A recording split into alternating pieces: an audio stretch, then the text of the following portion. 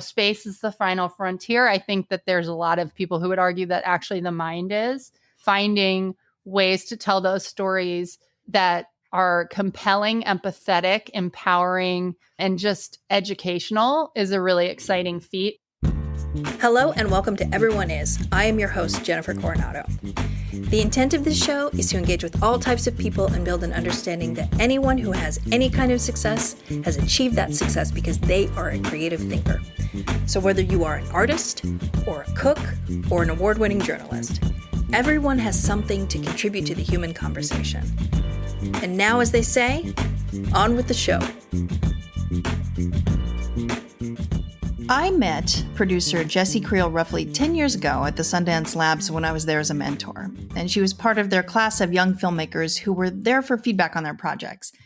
We connected again at the Sundance Film Festival, which was so crowded, and we wanted to find a place to sit down and have a discussion, but we couldn't find anywhere that wasn't busy, so we sat down in the lounge of the men's room. And that's when I knew that we were friends, so welcome to Everyone Is.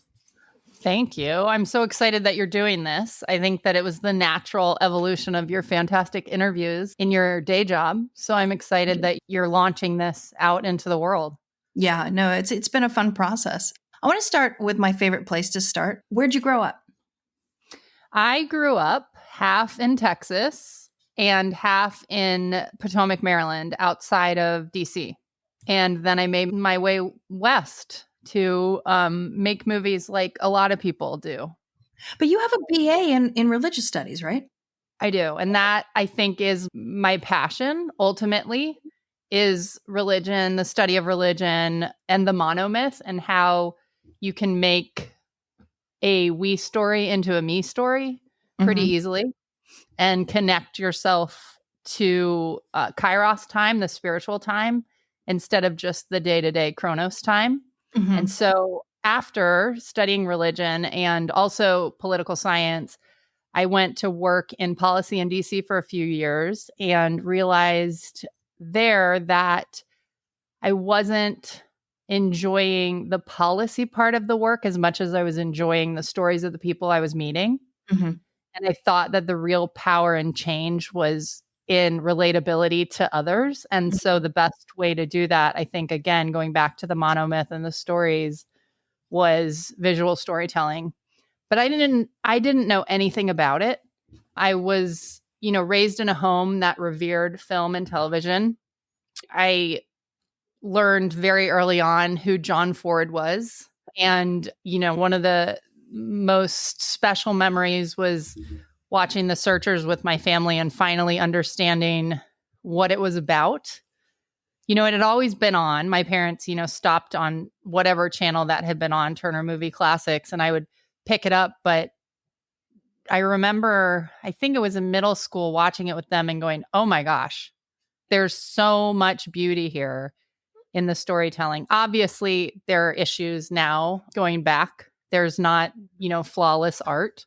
But I think that it really made me understand how to bring the outside world in through visual storytelling. And so I had always had it kind of niggling in the back of my mind. I just didn't know what that would mean later on in life. But you can always pause and look back and go, oh, that was a seminal moment. Watching It's a Wonderful Life, every Christmas, and just knowing that what Frank Capra did in that movie transcended holidays, religion, everything, and is a universal theme. And I think that, this tiny keyhole into this little town, and all of a sudden you're going, wow, this is a global message. Totally. And I think he does a really good job of that with Clarence and, the universe and things like that. But it was really important, I think, for me to see growing up. I couldn't relate just in the characteristics or the characters, excuse me, but I could relate to that what if question. So yeah, those were two very seminal films for me. And then in my time in DC, what made me really go, oh my gosh, and this was in my time in public policy in DC, what made me go, oh my gosh, I think storytelling's for me was The Lives of Others, that movie. Oh yeah, beautiful film. Beautiful film. But I want to ask you from a policy standpoint, what was your focus in DC? Where were your areas of policy? I worked in education policy, kind of a waiting for Superman, empowerment of basically working to divorce real estate from your school. And then I really took an interest in criminal justice reform. I became close with a man who's now a friend, Radley Balco, who's written two very important books: The Rise of the Warrior Cop, which talked about police brutality, a decade before it made it to social media. And then also The Cadaver King and the Country Dentist, about two corrupt medical examiners in the South. And John Grisham wrote the foreword to that book. And I think a lot of Radley's work is why the Innocence Project got really going in the South. I think that he co-wrote it with a man named Tucker Carrington, who's also an incredible lawyer and journalist and who was the protege of Brian Stevens. But I really saw, and that was, watching Radley write about these cases and the people in these cases, and then being lucky enough to meet, the mother of someone who was on death row and watching what that did to their family, and really having kind of a courtside seat to that criminal justice reform and what that took and continues to take, was really an important part of me moving west also. Yeah. And you went to Chapman University, you got your master's. And sometimes people dismiss it as the philosophical part of college can actually be helpful with the practical things that you need to execute on in life. So tell me about that. Yeah, so that's interesting. So obviously going to a liberal arts college on the East Coast and studying religion with a focus in Eastern religions, I didn't really have the conservatory. It was pretty esoteric and open inquiry. And I really love that. I do. But what I needed was a school that could kind of indulge me in that, but not to a point where I wasn't actually making things. And so it was the conservatory model. And the most amazing part of that was that you owned the films you made. And that's not true of a lot of film schools. And so I had done my research and had chosen Chapman because it was new-ish in the film schools. I think there was a hunger there. They had an amazing facility and they had the most amount of Fulbright scholars from around the world. And as Hollywood was, hopping and happening, there were other places around the world where there were, other Hollywoods, Bollywood, Nollywood. And I got to meet people who were active in those communities who came to further their study at Chapman. So it became a very global place very quickly. It wasn't a lot of industry kids. That was also important to me. It was a lot of people who had stories to tell and wanted to tell them, or who wanted to work in the industry and take a really creative and important part of making other people's stories. So it was a relatively humble group of people. My thesis film that I made with a bunch of very dear friends, we did it in Hawaii, and that had never been done before. But because we owned the film, we were able to do pre-sales, sell it so that we could get money to go to Hawaii. We were able to enter it into a lot of festivals. It went to Sundance. There was a screening of it at the Sydney Opera House. It ended up on the Criterion channel and the Criterion collection. And it just, sky's the limit. It was the little film that could. And I think that from the standpoint of ownership, Ty Senga, who is a brilliant writer and director, whose film vision it really was able to understand that the distribution and impact was just important as the film itself. That wasn't something that we invented, but I think that was pretty mature for a bunch of, late 20-somethings to think of at that time. For most young people, like, what does pre-sale even mean? Like, how do you go about doing that? Where do you go? Like, who do you call? I think one of the keys was my partner, Matt, who's now my husband. He has always been a nonprofit ninja.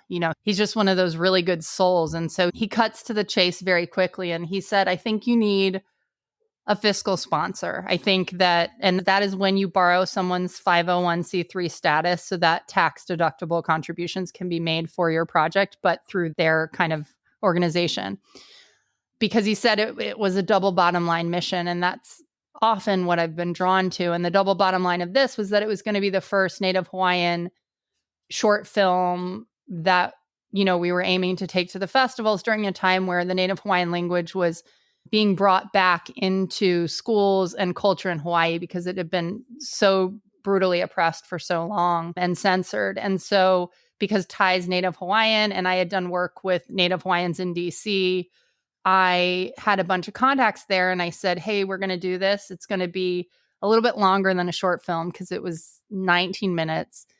And I think it's going to help bring, first off, it was a Hawaiian legend, the legend of the Mu people, which was when you were caught in the sun, you turned to stone. Mm-hmm. And it was a allegory of, what it meant to accept newcomers and to hold on to the old ways, etc.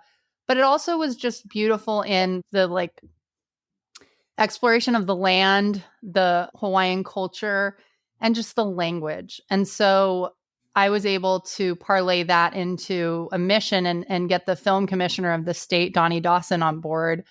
And she helped us. The Kamehameha schools, which is one of the biggest educational trusts in the world, helped us. We had kind of in true Hawaiian, in the true Hawaiian way, we had just an incredible group of people wanting to make this happen. We stayed in the dorms of a private school. Even the local rental car company gave us deals. We were able to make it happen because from the get-go, we were thinking, how can this project serve more than just us getting IMDb cred? I think that's the only way to make stuff now, really. I think that has shifted. But for a while, the film festivals a lot of the shorts were avant-garde or, kind of angry, and all great and important. But I think the thing about Stones, that's what the movie's called, is that it was simple, and it was hard and sad. And I still cry when I see it, which is, I don't know if that's indulgent or narcissistic.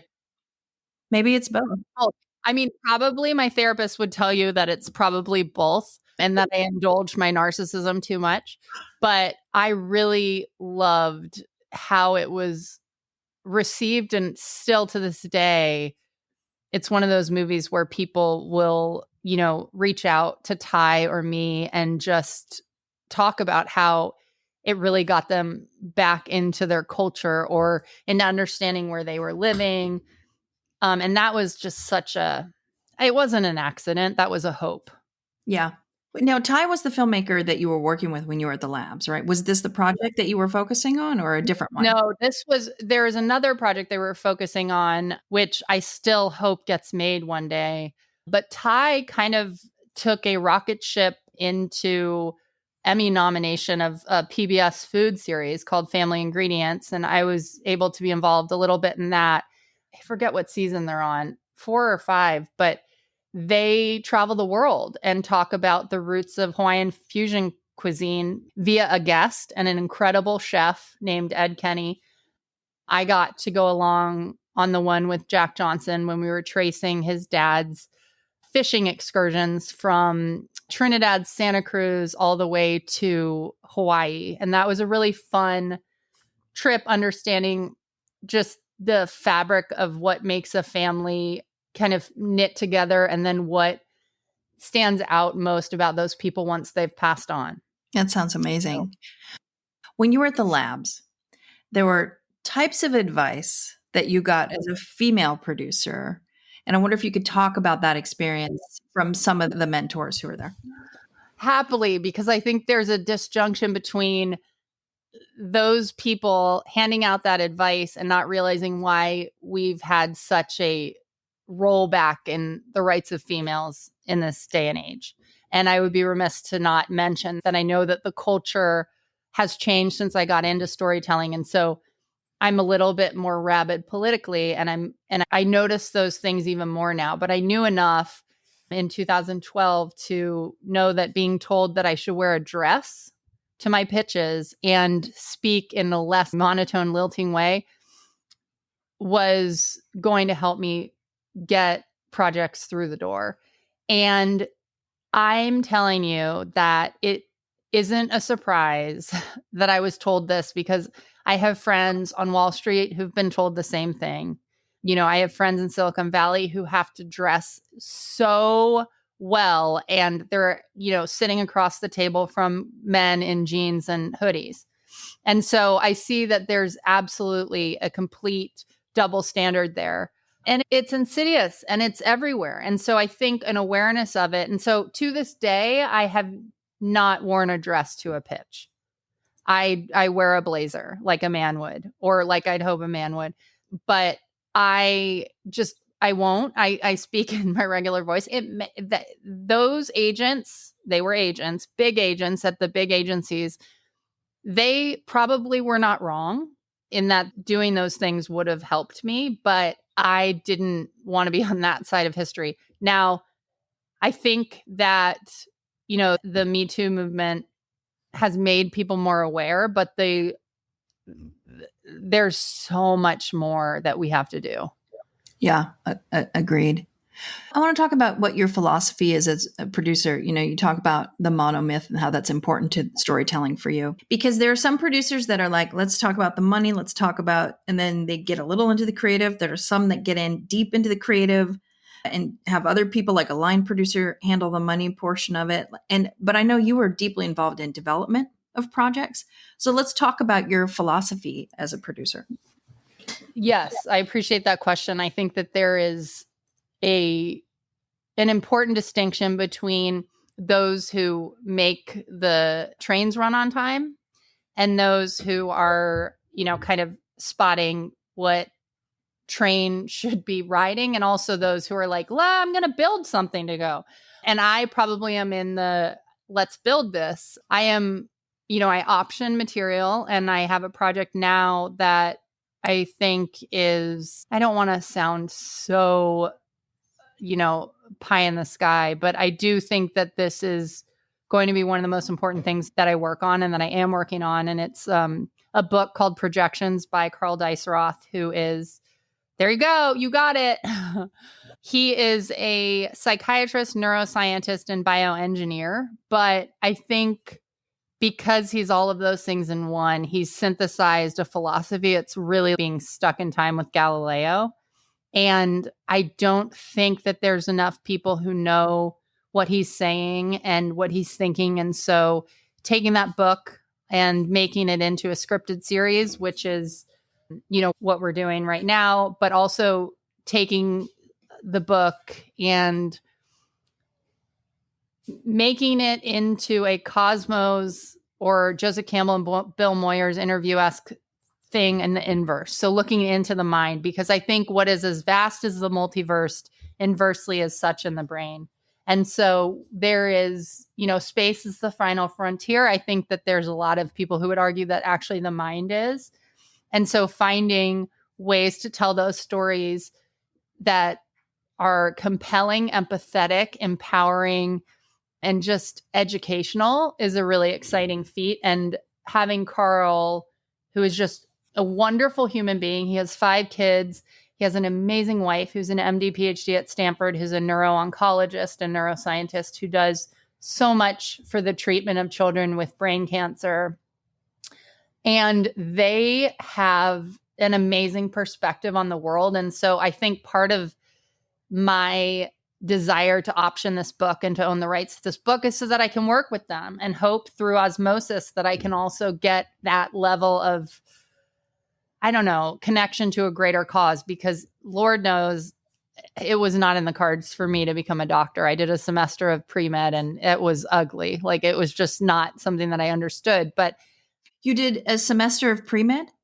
Yes, I did. And I was still going to be a religion major, but I thought, I want to become a pediatrician. Like, I love kids. I don't want them suffering. What can I do? Well, apparently nothing in that vein, because my pre-med was a joke. It was so dismal that my GPA when I graduated was brought down quite a bit from that semester. But what I did learn was that, there is a lot of people feel called to healing. And the really amazing thing about Karl and his book Projections, which everyone should go buy. It's a remarkable feat. I think the most amazing part about Karl is that he is more excited about better questions than actually answers. And I feel like that is where I bring my religion scholarship in, because the great religions ask questions. That's what the meditations are on. And so I feel like his purpose in life is a spiritual quest. I feel like he, looks in a telescope up at the sky just because he can, conversely at the brain. And I think that, doing these projects are deeply creative because I'm trying to be kind of the messenger between two worlds. I, am in charge of finding the key creatives. So finding the writer to helm the scripted series and finding the right partners to do animations for the animated parts of the doc series.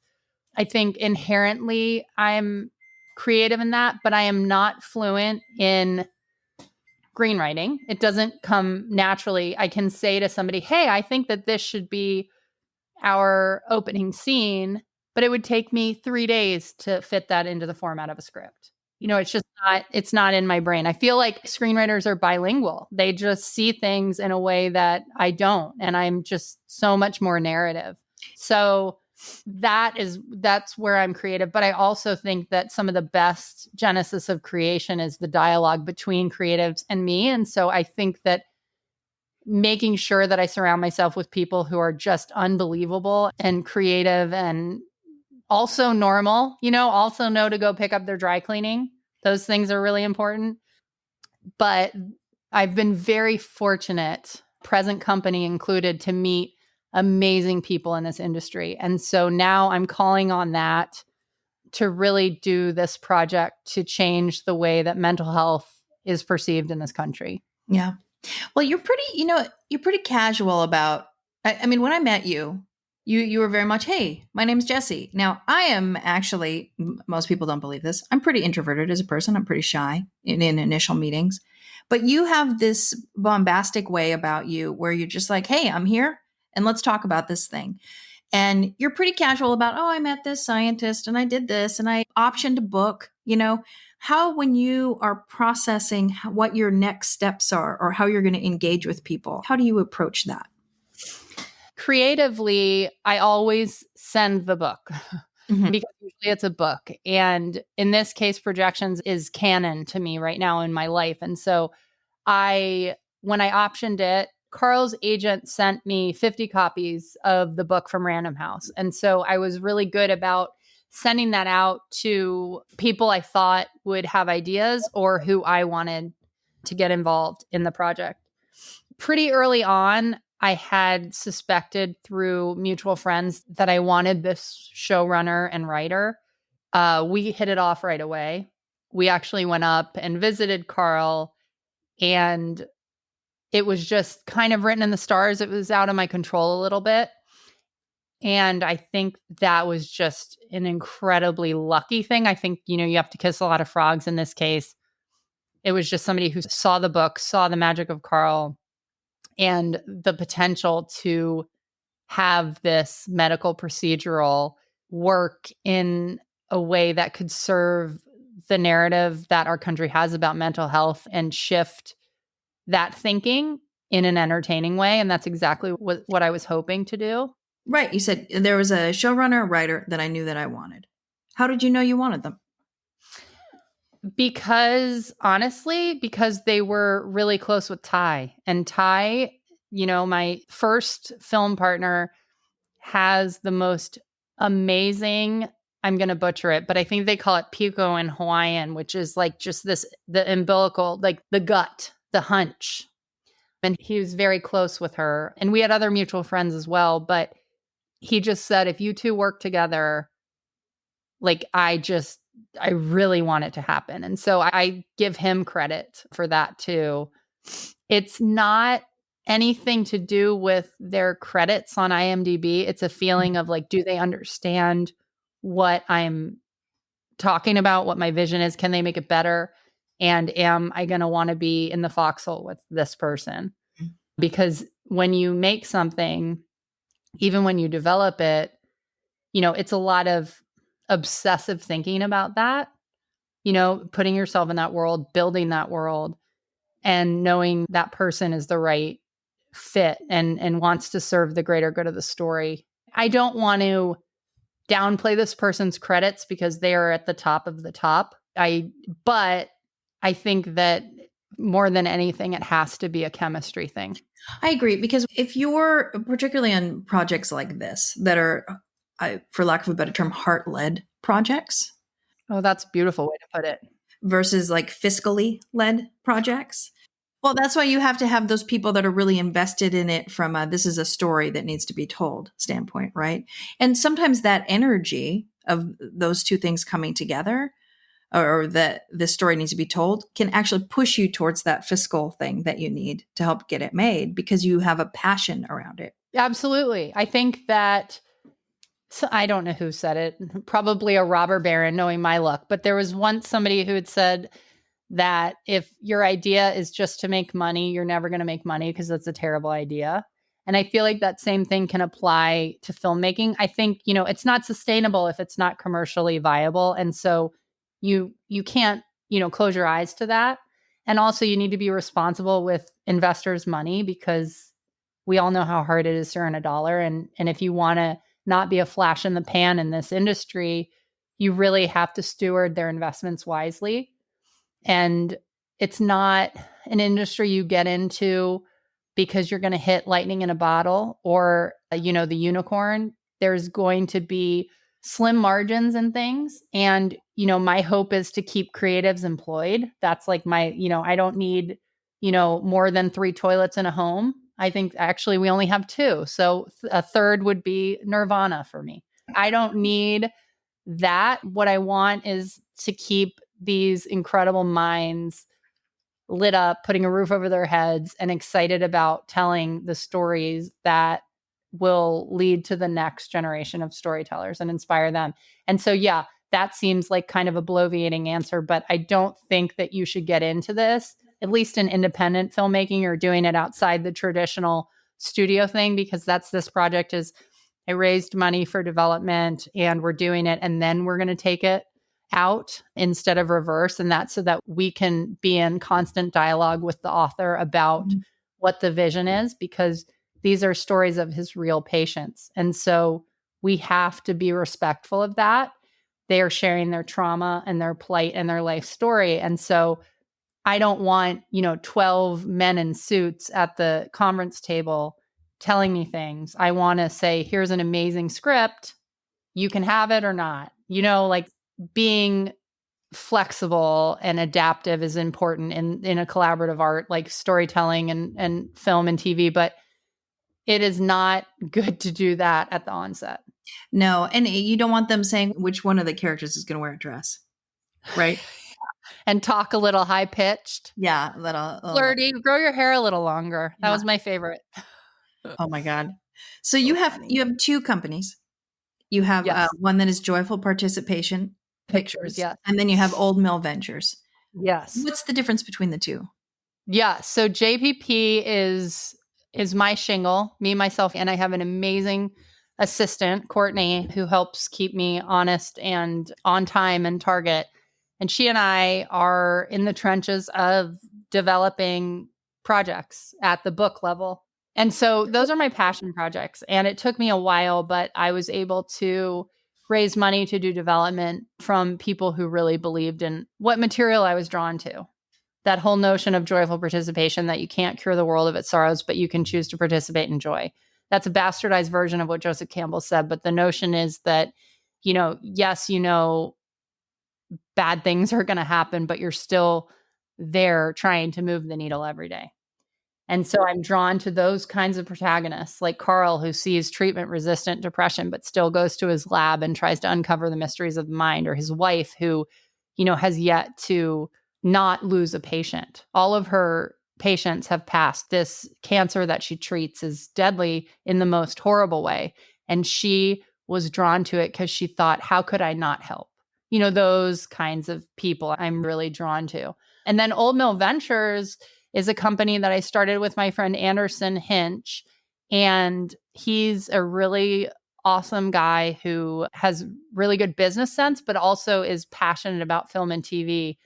And so we started getting involved in helping projects finish out. So investments and executive producing.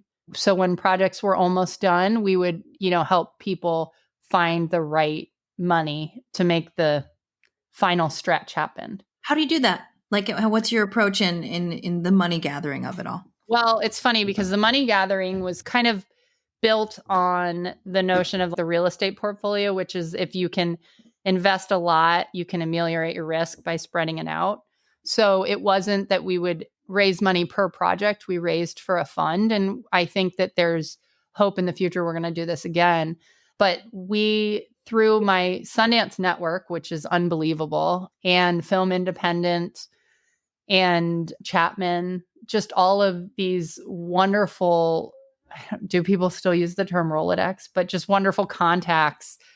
I was able to find projects, and we kind of had a litmus test. It has to be socially relevant, commercially viable, and going to actually get made, because that is the biggest hurdle in filmmaking, is that so many projects die on the vine, and it's just not going to get you further into this if make bad calls. So we got involved in Legacy, which was the Lakers series that was on Hulu.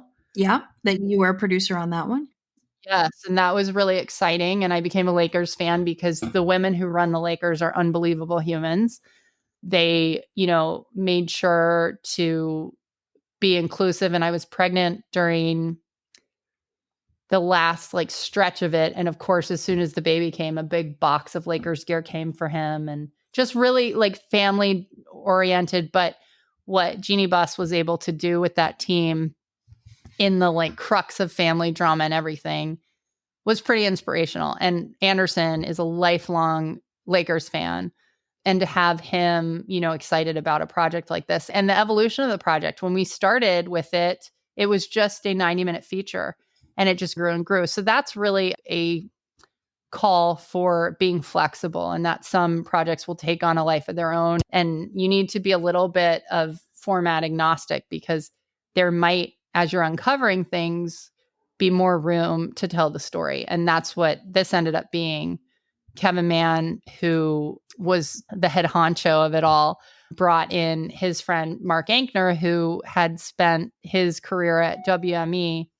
And they really saw, wait a second, this is pretty incredible. And we're able to raise even more capital to make it 10 episodes. And then it won the Emmy. So that was a really big win. And then Anderson and I also got involved in a Lebanese film called 1982 that, went to Toronto and Cannes and all over, and, New York Times critically acclaimed, and NPR. And it was just something that we had to get involved in, because the storytelling of the conflict with Israel and Lebanon in 1982 through the eyes of these middle schoolers was something we hadn't seen before. And we knew there might not be a huge American audience for it, but surely it would resonate in the world, because the world is full of such conflict. Yeah. And, it was more of the same, unfortunately, but that's because humans continue to live here. Humans cause a lot of sorrow. Tell me about Oh Lucy, because I know that I saw that Adam McKay and Will Ferrell's company was on that as well, and then that was an Independent Spirit Award nominee. Oh Lucy came about through friends of mine who I'd never worked with before, but who I had gotten involved with just at Sundance events. Jonathan Duffy and Kelly Williams. Mm-hmm. And they are they're indie filmmaking powerhouses, and they have been on the circuit for 2 decades. And they said, hey, our friends have this movie. Anderson and I read the script and said, oh my gosh, this is amazing. This is dealing with some huge themes that interest us, but it's also funny. And it's also got some of the great actors from Japan in it. And I think, it would be worth getting involved in. And I remember we took a bunch of friends to the theater to see that. And it was an important film, because people were people related to it so well and so much more. But I think our friends were kind of shocked by how dark it was, and I think that when I say that we get excited about certain projects, that doesn't mean they're going to be happy. And so I think that helped me kind of change my language around certain things, because I realized I may have led them astray on thinking what it was going to be. But no, Oh Lucy was a really special film. I think that it might have been made 10 years too soon, in that, commercially it didn't do as well as we had hoped. But, and again, here's my poker face. I'm like brutally honest on that. But I think that because of the explosion of streaming, I think people are more comfortable with subtitles now. And yeah, I think it would have had a warmer reception in the States. What's a project that's gotten away from you? Was there ever a project that you walked away from because you're like, I thought this was right in the beginning, but it's not the one for me? Oh my God. How long do you have? Of course. It's so funny because I think there is a project that Ty and I had early on, and I'm not going to name the names, but we had this sneaking suspicion that something didn't feel right about getting involved with these people who had made and been stars of very successful films and televisions, won Oscars and Emmys and the whole lot. And we just had this bad vibe. And it was hard though, because we were paying our graduate school loans, and it would have been, a paycheck. And Ty and I were just, there was something about it. Fast forward, 10 or 15 years, and those two people have no longer any footing in the industry because of things that they've done. And so I don't know if we didn't know that, we couldn't name it, but it was an instinct. And so we've tried really hard to listen to those. And so I probably walk away from things a little too easily, because I don't want to spend time and vulnerable hours with people who aren't making good or ethical decisions. On that note, tell me about Find Your Anchor. Thank you for asking about that. So Find Your Anchor is an incredible organization started by Ali Borowski, who is this rock star of a human being who suffered greatly from depression, and it almost claimed her life a few times. But she also is just a maverick and a brilliant graphic designer. And one of the things that she took out of treatment after attempting to end her life was that the paperwork and the language and all of these things, and not just to mention the invoice after, your life gets saved, was incompatible with survival. And so she thought, well, what could I have needed? What would I have needed to really feel better? And so she designed it. And what she ended up doing was taking a small box and putting 52 cards that are photos that she took, that she calls her anchors, which are reasons to stay on the planet. And then also messages of love that, strangers love you. And I think that ultimately is why I got into filmmaking, because it was this intimacy with strangers and this notion that you can see yourself in someone you don't even know.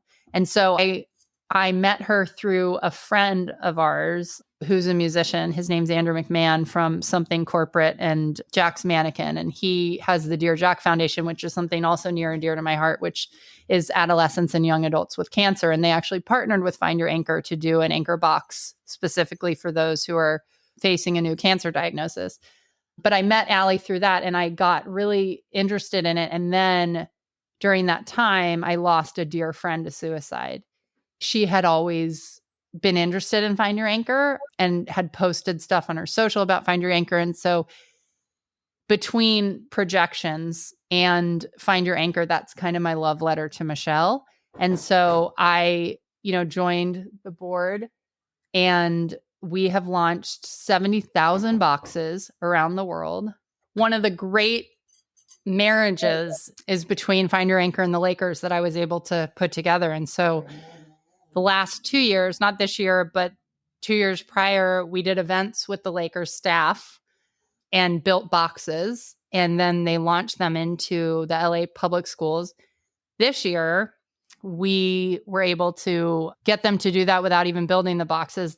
The person at the Lakers who, I don't know, she's like an angel. She is like I feel like she's of this world and the next. Her name's Keisha Nix, and she's always doing such good deeds. And we had said, hey, there's a 200 box request from LA public schools. Is there any way you can help? And within 2 days, the Lakers had covered that money to build the boxes. And when we said, do you want, Lakers stickers put on them? They said, no, that's not necessary. They don't need to know who they're from. And so that to me is like being involved with people who understand the meaning of community is incredible. Taking, the find your anchor relationships and mixing them in with the Lakers relationships has been really a beautiful thing because good has come from that. And I feel like that is, somebody called my friend a people alchemist. And I said, oh, I could only hope to be like that. But I feel like sprinkling in people with other people, magic can really happen. And there's an example of that. Find Your Anchor got really incredible support from the Born This Way Foundation with Lady Gaga and their Please Stay pledge, which is amazing. And I should tell everyone to go find that pledge and sign it because it's an important thing to do, to commit to being here. The thing that I would say to you, Jessie, is you're certainly not a lungs-led person because you have walking pneumonia, but you are a heart-led person. And I really appreciate you talking to us today.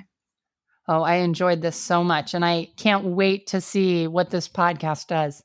There needs to be a lot more of it. Thank you for listening to Everyone Is. Everyone Is produced and edited by Chris Hawkinson. Executive producer is Aaron Dussault. Music by Doug Infinite. Our logo and graphic design is by Harrison Parker, and I am Jen Coronado. Everyone Is a Slightly Disappointed Productions production, dropping every other Thursday wherever podcasts are available. Make sure to rate and review, and maybe even like and subscribe. Thank you for listening.